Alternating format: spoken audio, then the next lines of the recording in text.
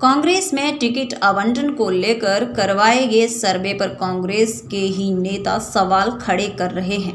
कांग्रेस के पूर्व विधायक सुभाष मंगलेच के बाद अब कांग्रेस के ही वरिष्ठ नेता और उपाध्यक्ष महेंद्र चौहान ने पार्टी सर्वे पर सवाल खड़े किए हैं और सर्वे को फर्जी करार दिया है।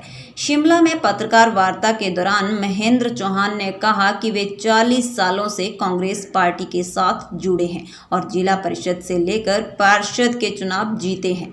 2017 में नगर निगम के चुनाव आज़ाद जीते और भाजपा ने काफ़ी दबाव डाला, लेकिन वे कांग्रेस में शामिल हुए।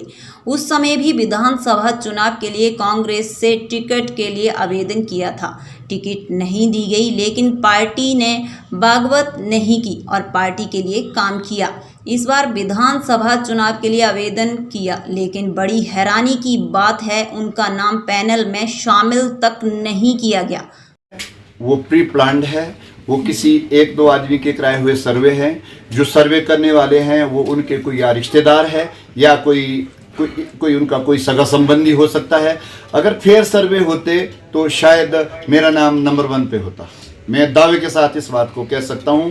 और शिमला के जो लोग हैं जिस प्रकार से मुझे अपना लाड द्वार और प्यार दे रहे हैं, तो मुझे लगता है कि मेरी अनदेखी हुई है। और मैंने सब लोगों से, क्योंकि मेरे पास तो हज़ारों लोग आते हैं शाम तक, मैं ज़रूर पूछता हूं कि आपकी तो कभी कोई सर्वे तो किसी का हुआ ही नहीं किसी का सर्वे। तो क्या अगर भी विकल्प खुले हैं, मैं सोच समझ के विचार करूंगा।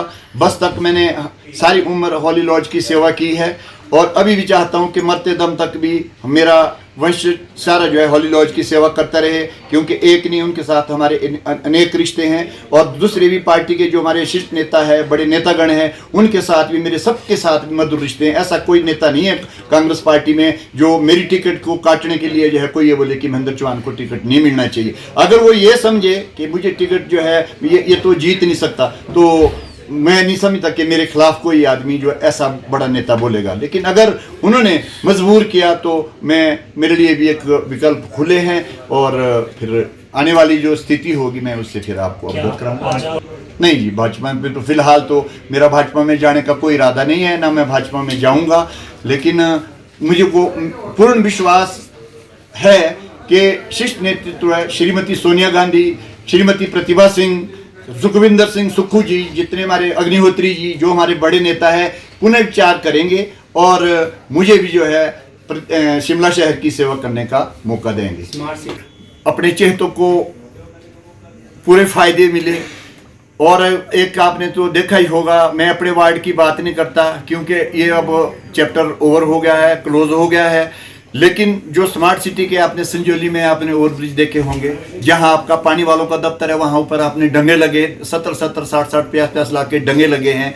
और वहां किसी के प्लॉट हैं, किसी और जो अपने चेहते हैं उनके लिए जो है एक सिंगल आदमी के लिए भी सड़कें बनी है। इसकी जांच होनी चाहिए। ये पैसा हमारा है, पब्लिक का है, वो पैसा जो है व्यर्थ करने के लिए नहीं है। अगर ठीक जगह, अच्छी जगह पैसा लगे तो हमारे प्रदेश का, हमारी स्टेट का और हमारे शहर का विकास के लिए वो पैसा आया है, ना कि एक इंडिविजुअल आदमी के लिए। वे हो रहे हैं उनके जो सर्वे करने जब आते हैं लोग, तो ये पता नहीं होता कि कहाँ है, कहाँ रहते हैं, किधर से आते हैं। इस तरह का सीक्रेट सर्वे होना चाहिए, नीट एंड फेयर, जिसके अंदर कोई भी ये गुंजाइश शक की नहीं रहे कि भाई वो चीजें सीखनी चाहिए। अपने प्रतिद्वंदी को सिर्फ दुश्मन की नजर से देखना चाहिए। घुटन की बात की, वो तो बहुत बड़े नेता हैं, मैं तो उनके मुकाबले में नहीं हूँ। ये जरूर है कि उनके मुकाबले में मैं वरिष्ठ कार्य करता हूँ पार्टी का, लेकिन घुटन तो हमने महसूस नहीं की। लेकिन अनदेखी मेरी जरूर हुई है। उस अनदेखी के लिए मैंने आज ये प्रेस वार्ता बुलाई है और मेरी आवाज़ आप लोगों की कृपा से, आप लोगों के माध्यम से जो है सेंटर हाईकमान को जाए और हमारे शीर्ष नेतृत्व को जाए प्रदेश के, और वो मेरी आवाज़ को सुने। ये मेरी बात नहीं है, मेरी सीट की बात नहीं है।